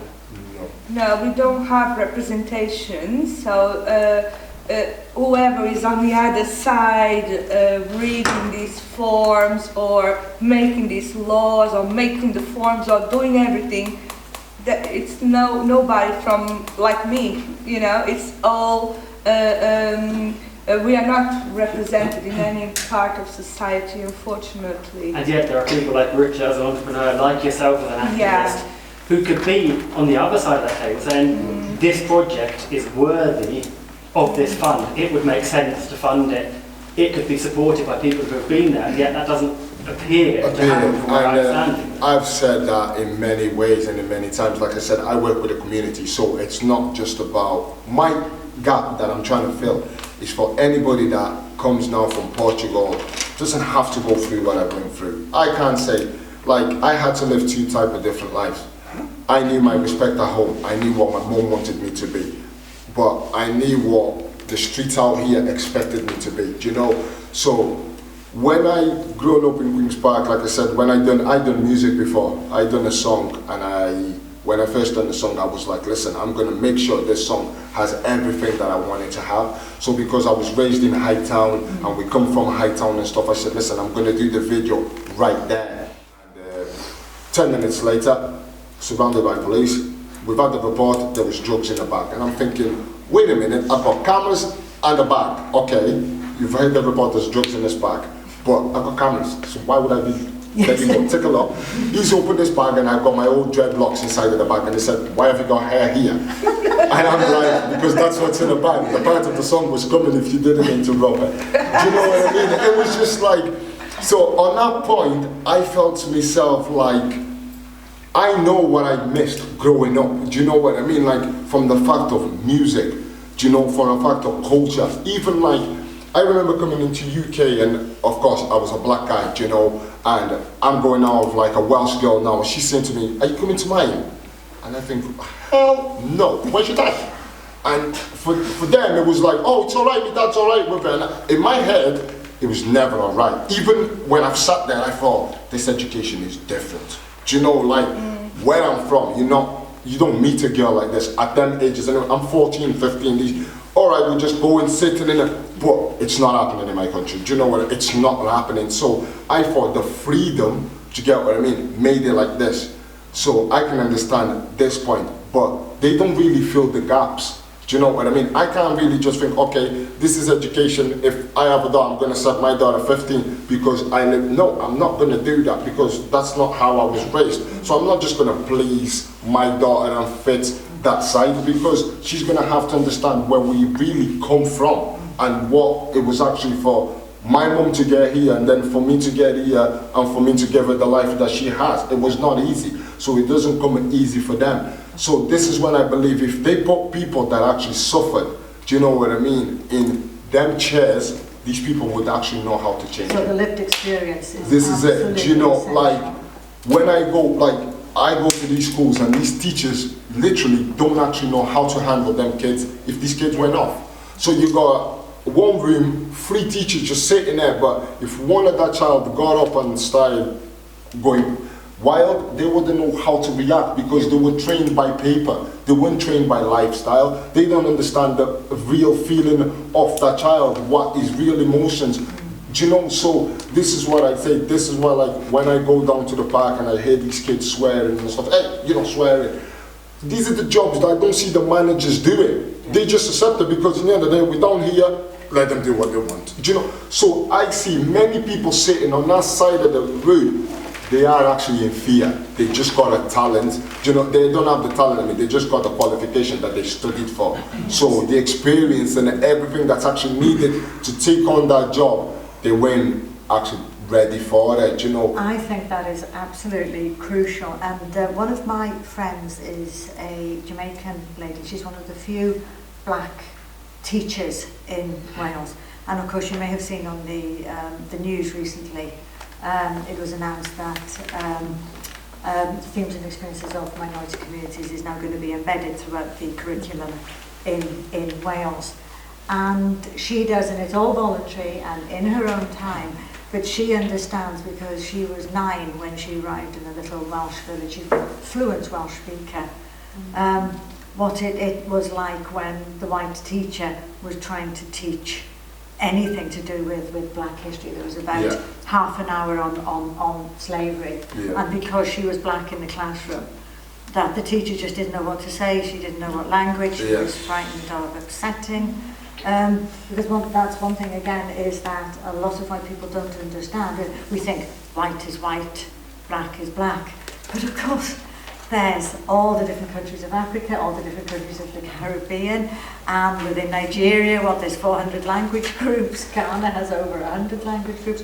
So the variety within that, and having everything lumped within the concept of what is black, and expecting one person to be able to represent that community is impossible. That's it. I don't speak for the white community, do you know? And it is that understanding. The more we actually meet, the more we actually integrate, the better it will be.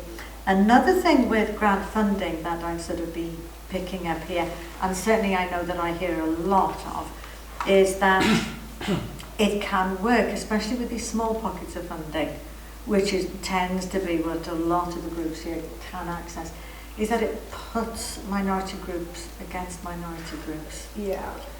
Because it's almost like a competition, and instead of them being able to work in partnership, it can build a lot of resentment.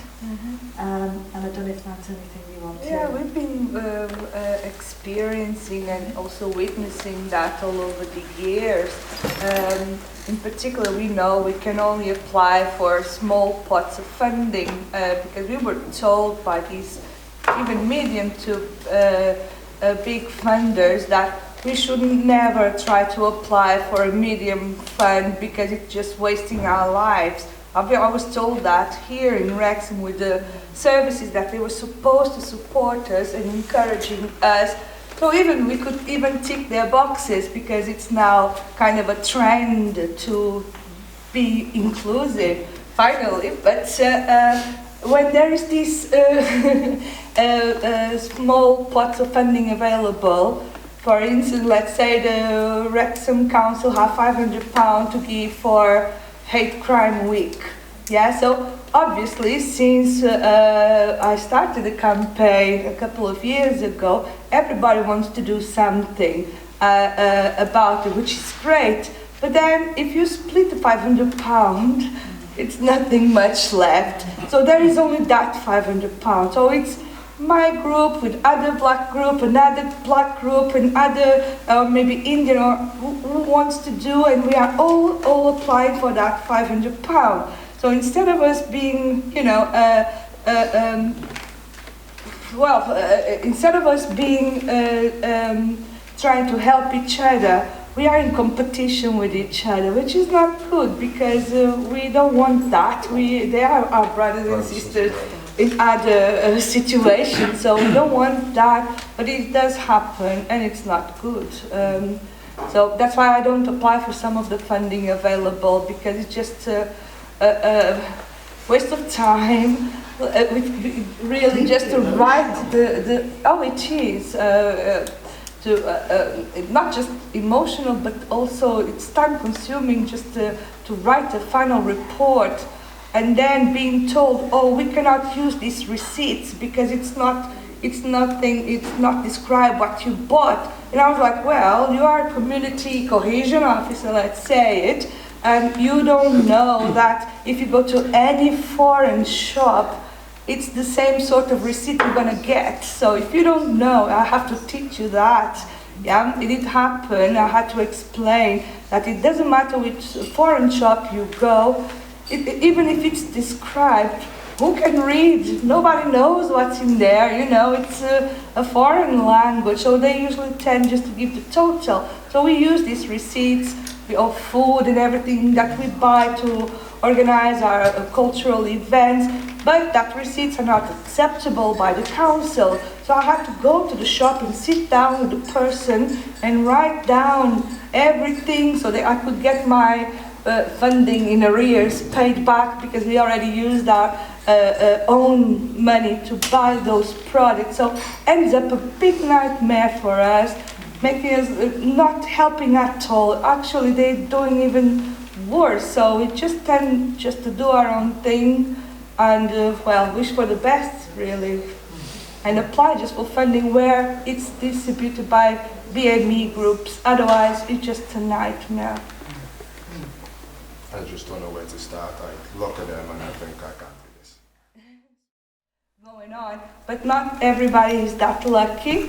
Not everybody has a Raquel to work with. For example, she can apply for the funding for us, but just 500, 2,000, because more than that, we know we're not going to get it. So we just. I think it will be great if we've got a space in Wrexham that we can go and find the support to complete our applications. This is one good word. Yeah. Mate, don't give away my secrets. I've got bring over some people to help us here. Just because I'm here. Yes, I totally agree. Absolutely. Because this is a brilliant space, but we don't come here ever because we don't think this is for us. You know, we think What it's would just make for. you feel this one's for you? I'm not talking personally because Yes, I I didn't know. come here. She's always on my team. I don't know, like we just retrace these lies. Yeah, it's just because when I go to these places, it's just me. So I don't see other diversity. I don't see other. Today is different pizza, but No, I meant let's ask. and we did try before with Business Wales to bring to make a training course adapted to these businesses. But nobody thought that these people in business, they cannot leave their jobs and their daily work to come and attend the day event. It's impossible because they don't have staff or they don't have time. So there is always some consideration that we need to think before we decide to do something. Best thing to do is that ask us first. Ask us, this is very simple, ask us what is necessary, what is available, because we do want to be part of it, but we don't know if it's actually for us or just for some sort of business, or maybe perhaps not community led business. Or And also, looking around here now, I know that Wrexham is a hugely diverse finally, town. It's hugely diverse. And if you have a look on the back wall there, all the faces that I've painted on there, aren't they all white? yeah. So I'm sure there are some wonderful artists in Wrexham. I couldn't. I think it's wonderful artwork, absolutely wonderful artwork. I see lots of blank walls around here. Let the artist roam free Come on, again. Peter, let's come and paint a I mural. shouldn't have come in the front. Let's have images on the wall that are representative of the thing. People don't feel comfortable coming here. Make sure that they look through the door and say, "That looks like me. I can come in here." great idea, Mary. Brilliant idea. So Right, who can draw? Draw, bit of graphics, got projected and everything decent thing, yeah. And do you do little quick exhibitions here? Get a little community to come and do something here and leave their artwork around it. Yeah, we've got, if anyone hasn't been here, we've got a kitchen up there, we've got a chili, you can have an exhibition in there. It's cool, man. That's... And that's because it's too little. Well, I think like a bit more advertising from the place, because I've sent some people in here, not even like from race, like British people, and they actually didn't know what they doing in here. Do you know? And I'm like, yeah, you can go to the hub, and they're like, where? And I said, there, and they completely blank. So they're like, what? Can I just walk in there? And I'm like, yeah. So they actually feel more afraid than I do. Do you know? Not because race, because they've come from the same background as I have. So no one's ever guided us to nothing. Do you know? So when we get told like, go there, we're like, what do you mean go there? Come. Like I trust Yolanda. I said, Yolanda, what's the dress code? You know where I'm from, Yolanda. You better explain to me how the hell I want to go there. And she said, I said, all right, then I'm coming. Yolanda just says techno. Because that's like, sometimes you do think like, I say, I'm not going to change, do you know what I mean? But can I actually do that? Can I come? Can I, Yes. do you know, so in the back of your head is, Change the windows, put lots of images do you know, like I had Come on, Peter! This is fantastic resource. I just wish there was something like this near me. I just think it's wonderful. You didn't hear this from me. Just give it like 3 months, all right? Just don't put that bit in the film.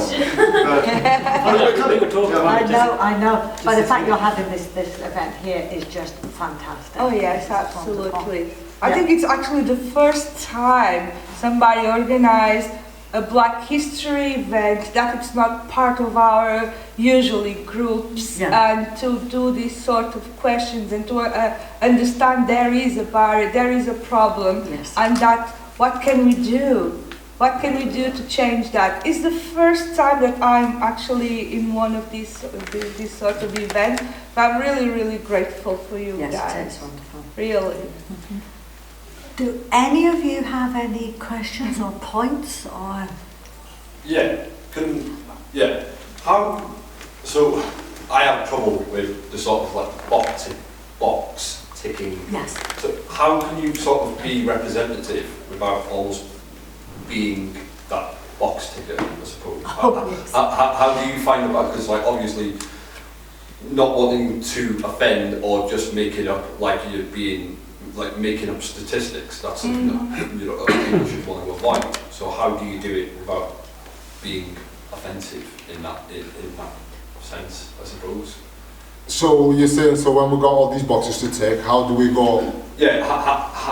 I guess you're saying if you wanted to bring a more diverse workforce or team into your team, how would you do it without just being tokenistic, I guess, right? I just got 10 black people. Can I say something? Because I had this exact same argument over the Welsh language, that we got ourselves into a real sort of tangle over tokenism with the Welsh language.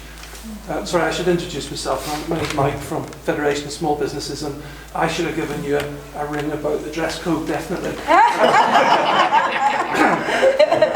and I mentioned this to someone, and what they said to me I thought was really interesting. They said, you've got to have a token to get on the ride. So, so what they were saying was, okay, that might be a sort of a means to an end. And we have a similar issue. We're trying to sort of become more diverse as an organisation. And I was using a certain lady based in Gwynedd, who you probably know, she had some serious issues over racism. Yeah. She's now, if you go on our website, she's actually the first face you see on our website.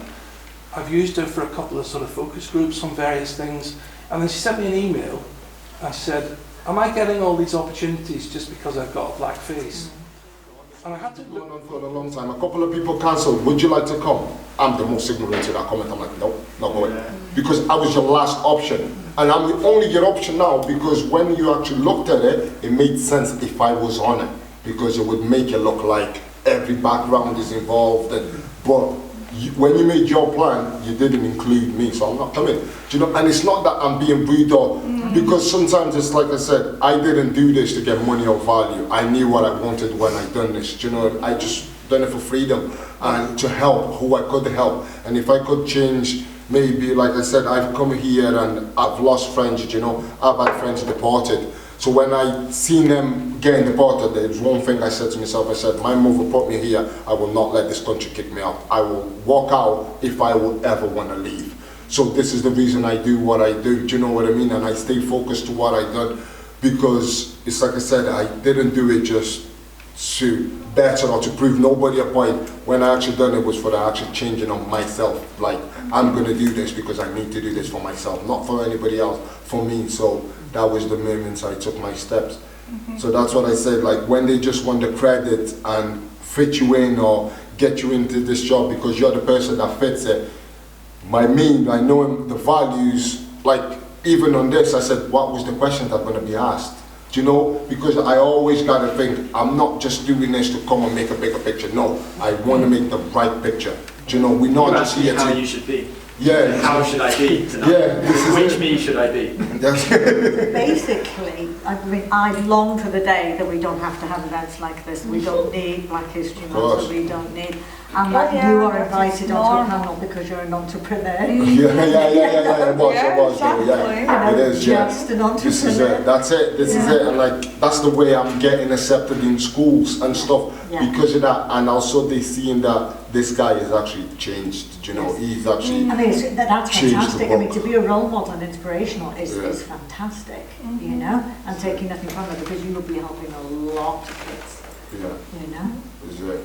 Yeah, and the other thing about the boxes, really it's terrible. It's the worst thing anyone can ask anyone is, what color are you? That is not what we want to know about people. It's okay, I would prefer if that box was, are you a good person? Do you have a good character? What's your personality? Those are, you know, this is Please what... don't ask me that. It's not, you know, that is what's more important. I'm not going to give a job to someone just because of the color or because they have the right color or the wrong color, you see? So it's much better if you want to become more inclusive. Just be honest and say, we welcome black and minority ethnics to this job position. And you don't have to give that job just because that person is black. It's because of their skills, their qualifications, you know, because we don't want to then come to this job all fancy, we're like, we don't know what we're doing here, you know. I would prefer to be in a place that I know is suitable for me and I'm the right person for the job. You know, because it's not a person issue. It's sometimes the company or the organization reputation that he has, and that is the barrier. So the best thing to do is just to go face to face and speak with the people and let them know. I think it's that will change. So because the way I look at it, if you come as a group or as if that group's already let them people or somebody that he knows around, like myself, if no respect, but if business well said, listen, there's a grant there, you can go and get it, but you need to give us that, I'll be like, don't even dare trust them, because they're the ones that put you in this position.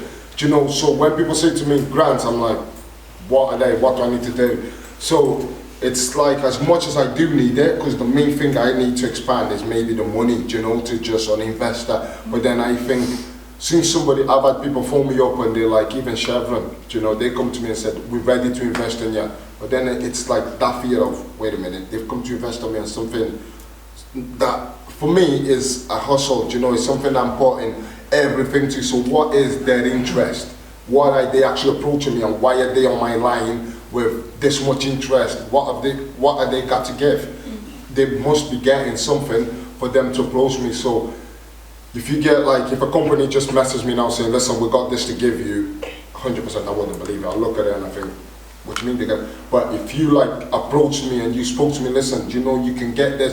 Like I come and speak to Peter and I'm like, yeah, put me forward. Do you know what I mean? Yeah, put me forward, you know, because I am interested. I definitely don't know I could get them things, but I also wouldn't go into the companies and ask. Maybe if I knew you work in a company, I would rather come to you and say, can I can you help me?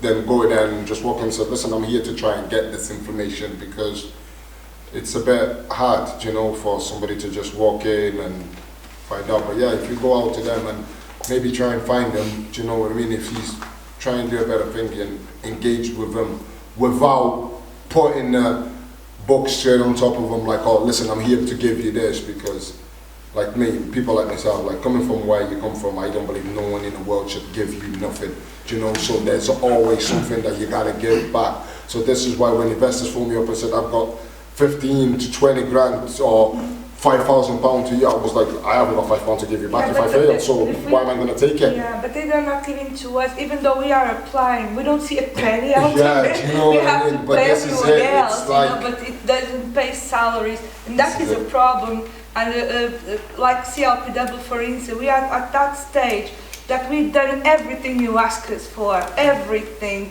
Now we want to move forward. We want to do our own thing. We want to go for bigger funding so we can recruit and give some jobs to our communities, you know, with the things that we want to do. I want to be paid by CLPW. I've never been paid by CLPW. That's why I have to have 300 jobs to pay my rent and to buy food and, you know, the things that we have to do. But what I really wanted to do is to have a full-time job doing what we want to do, you know, helping our communities to grow, to develop in education, in the arts, in the housing, in blah, blah, because every day there's so much things to do. And I'm not talking just about the Portuguese community, I'm saying more today because that's the community I know best, but all the other community groups have exactly the same issues, exactly the same. So it's just actually a way of open the minds. Stop offering us the £500, fed up the £500, you know, because it's great, we can do one event, but it's gone. We want to be sustainable, we want to be able to do this every time. We want to do without having to be knocking everywhere, £500, so I can have enough to bring some artists from other places to, you know, simple, that's it. Like I say to myself, I sit there today and still feel that way. Like I wanted to do projects. I didn't, like now I run a clothing brand, so I am actually busy running a clothing brand. When I actually just wanted to do this as living, I wasn't accepted to do it. But now you all want so much out of me, you forgot that I do this. Do you know what I mean? I've actually found my base now. You're still searching. I found myself. Do you know what I mean? So it's like I was there searching with you and trying to swim with you, and you didn't want to find a boat. So I found my boat now. You're gonna have to work around my boat because I'm on my own wave. Like, do you know what I'm saying? So it's really hard when they just approach you with something to give, because you're intentionally gonna think like I was in a seat with people that was looking for something to get, and no one gave us nothing. So why are you just gonna come to me now? Go to the sea and find the ones that need. Like, do you know what I mean? It's deep, but it is the truth.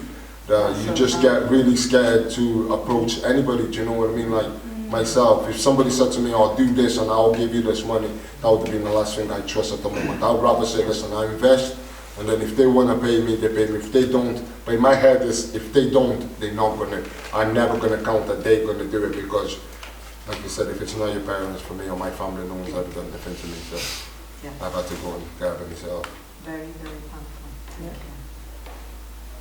Any other points or comments, questions? I think I would like just to add, because I had an experience with Wrexham African community when we tried to open a bank account. It was so difficult, especially because my passport was Portuguese. It was okay and accept straight away, but other members, they get so struggling, you know, just to prove, you know, what kind of document they've got, because they show it, but in the bank they don't understand. They say, what kind of visa is this? You know, so I think it's lack of understanding about, you know, the visas, and, you know, so the person needs to explain, oh, this is indefinite leave to remain, so they need to check if it's acceptable or not. So you know, the process took a long time. Yeah, it took me 9 months. Yeah. The same amount of time it takes to make a human. You could have a baby or two. They were twins, and yeah, waiting. So there are actually some very concrete barriers that could be addressed quite, I don't mean simply, but relatively easily. But others are far more cultural, that need a lot more work. And it seems there's a lot more integration is needed and a lot more communication between funders and communities. And it's not, the funders shouldn't always expect the communities to go to them all the time, because for many cultural reasons they can't or won't, or because of earlier experiences. And funders need to perhaps realise that they need to think differently, be more creative. I thought some of the ideas that Peter's just said then were absolutely brilliant. Get rid of your KPIs, send your staff out, you know, let them have a week of just going out where they're not having to respond, filling paperwork, how they manage their time, you know. And hopefully through this, whether we know the community is very fluid and the community will respond to the various communities, but what we're seeing here perhaps is that the funders, they're too constrained. Again, I can understand why, because they have their, you know, their superiors looking after them, how you're managing your time, where's this money being spent, da-di-da. But within that, I think perhaps, because I've noticed with certain grants now, it used to be you'd write the perfect grant form in, you'd go, it'd be accepted, you get your money. The minute you start running it, the minute you start the project, you realise that the project won't run according to the piece of paper and you have to change it. And of course the grants won't let you. And I know that some grants are actually being quite flexible. We wanted this event to be informative, have some really difficult questions asked and answered today, and also create a few tangible steps along the way that we can actually do ourselves next. Now, obviously these are not going to be full-term solutions to all the things that we've discussed, and they're just sort of a small piece of that puzzle. But we've got 2 exciting new projects that we're like really just, buzzing to kind of tell you guys about, and essentially get all of you to actually help us create and curate together. And then, you know, we'll see some follow-up events that will actually lead into some of the other things we've talked about that we've learned from today, hopefully. So, you know, and my position, I guess, is always that, like, I'm white, so I should be making some sacrifices, so I'm going to do it. But first, I'm going to hand over to this guy, because his job is words, and my job is this obscenity. So, you do some words, and I'm going to mull over how to not say something controversial in the next 2 seconds or so. Very good. We've been talking to Yolanda and our local representatives of the black community over the last few months. It is through listening to people like yourselves that we came up with tonight's event. We didn't want to say we are going to create a tick box event so we can tick the box. We went to Yolanda and said, what can we do that is going to help you people? What can we do that you need us to help you with? And that is at the core of why we're here tonight. We are not interested in ticking a box on paper for ourselves. It doesn't matter. We want to actually make real things happen. As I said in the beginning, we want to see action happen. This event is lovely, but if we sit here and talk and we all go home and say, well, that's great, we did an event for Black History Month, great, that doesn't achieve anything. It defeats the object, in fact, of Black History Month, really. And obviously Black History Month has moved into Wales, certainly Black History 365, which is brilliant, and that means really embracing the idea that it's an ongoing thing, it's something that should be part of our daily life, not just something where we do every year. Yes, brilliant, we celebrated it and now we can just put it to bed and leave it alone and carry on with our lives, feeling that we have all been wonderfully diverse and done all that. And that's a real problem, I think, especially from our side of the table where it's easy for us to do that. With this in mind, we have sat down, we have looked at some of the issues that we've heard today discussed very eloquently. What we want to do is announce the formation of a fund for the coloured community, and forgive me if that's the wrong word, because as we say, we want to be one ultimately, but we're identifying that people in your community have this huge barrier. So we want a fund for your community, but more than that, we want it to be run by members of your community. We want it to be administered by representatives of your community. Our idea is for a fund that is supported by direct funding from local businesses, and the aim is to provide accessible financial support but also business support from people like yourself who've been there and done it and seen what it takes to build a business as an entrepreneur, and to provide that support to individuals who wish to develop projects. We'd like to support 3 strands of projects. The first is community, so projects that directly support the community. Enterprise, people like Uruche who want to build a business, who want to go into entrepreneurship but have not had access to that. And also creative, because creative, of course, kind of connects all the dots in a way. Without creativity, we don't have entrepreneurship. Without creativity, we don't really have a community like this. So all 3 strands on their own are really important areas for us to be able to have that support, but also, even more important, something that Yolanda's mentioned, is the competition sometimes. Should I have it? Should you have it? You have had it before. I'm not giving it to you. You're doing something I want to do. What we really want is to foster collaboration.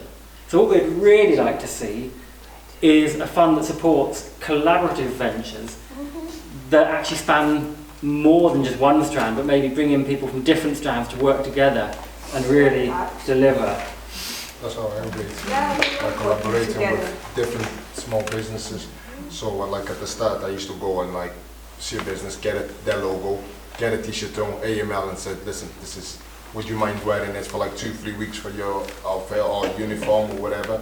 And that's how many people from different business started like approaching and buying our clothes. So that is a fab idea, collaborations. I think something else that we've covered a lot today is as well, money is great, but you need sometimes support, and that's for anybody doing business. You need somebody to tell you, I've been there, I've done it, I've seen it firsthand, I've learned, I've made the mistakes, I've failed, and I can help you not to fail. So in addition to finance, we want to also offer mentoring. And this comes in the form of one-to-one sessions, group workshops, internships with enterprises that are in a position to give and share knowledge, and this is where I hand back over to you, Pete, a dedicated startup club here at Town Square. Pete, tell me more. Yeah, tell you what, you printed out those words for me and I haven't read them. So, here, normally, I've got this thing called Startup Club. It's an 8-week program that anyone can sort of approach. So, Dave in the background there, who's at Larry's Entertainment, a hip-hop company, for example. You know, anything from that, from hip-hop companies to finance companies to clothing companies, they come and they usually get 8 weeks training of like the building blocks of business, you know, so like week 1 business plan, week 2 accounting, week 3 social media, blah blah blah blah blah. And what we were talking about with Yolanda was, well, exactly what's been sort of touched upon today. How do we curate that to make sure that it's not just a tick box exercise? So I'm taking all of the Welsh Government's money, because it's what I like to do. I'm sort of like a rubbish Robin Hood, and we're going to use it from the thing called Participation Fund to create a bespoke course for different elements of the community. So if you're Portuguese speaking, we're going to get a Portuguese startup club. We can have translators in the room. We can have the documents translated into different languages. We can have the learning resources translated. We're going to put that on into 4-week bespoke courses, and we want you lot to help us make those basically. So if you know a bunch of people who don't speak English first language, but they've got great ideas, come to me, tell me what we need, tell me the subjects we need the most, and we're going to aim to get the first one hopefully end of November, and we're going to roll them on continuously every sort of 8 to 10 weeks throughout the rest of 2022, pending no more apocalypses. If there is an apocalypse, I don't know, we'll see what happens. Now I'm going to hand back to you to tell them exciting stuff that we're doing in relation to the fund, because money is good, as you money said. is good, money is helpful. As we are, there are funds available. There are some limited funds available, there are funds that are hard to access.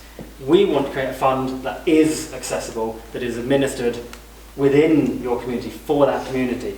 But a fund on paper doesn't mean anything. The fund actually needs to have cold, hard cash at the end of the day.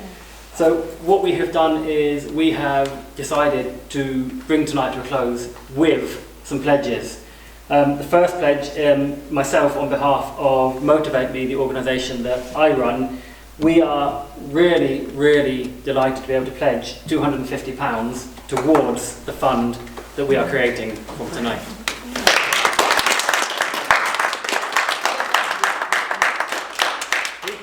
Hello.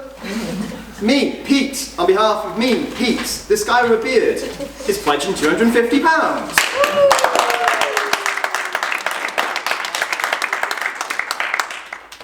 I'm also delighted to announce that another Welsh organisation has also pledged £250 to the fund, a company called Motorsafe Innovations.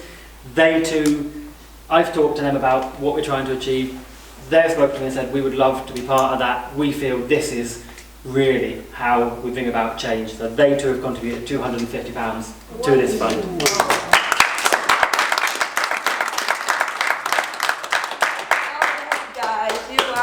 So, it's not going to stop there though. So the idea of having you all in the room was, obviously, it's not sort of live yet. We're going to be working with Yolanda and everyone else to build it and make sure that all these things are in place that we said about accessibility, making sure there aren't gatekeepers in place, that we're distributing it evenly. But if anyone else wants to get involved, if you here represent a really rich person or a really rich company, or a really poor person with a big heart, we'd love to hear from you. The fund will eventually be open for anyone to donate any amount to, and the idea being that eventually, once we get through a couple of months, a couple of years, that fund will become autonomous and people like myself and Alan can step away and the communities can run it for themselves, removing all said gatekeepers and restrictions that we've talked about. So we're going to be putting more information out through all of our various channels. I'm not going to do that pitch now because, but we will get in touch with all of you because we've got your contact details and stuff. And yeah, it's going to be really exciting, I think, to see where this goes and what projects come out from it. Because we've already seen, well, what an amazing room we've got. Say something eloquent and we'll go home or we'll drink that wine. Look at that amazing food that's taken there that needs to be eaten. Go and get yourself a taste of culture and enjoy. And thank you to the panel Thank for you your time guys. tonight. I'm Lara as well, and all the Business Hub team. I think you guys are. Make noise! Alright, go visualize everyone. Be safe. Hang around all you want. Let's get pissed! Thank you, everyone.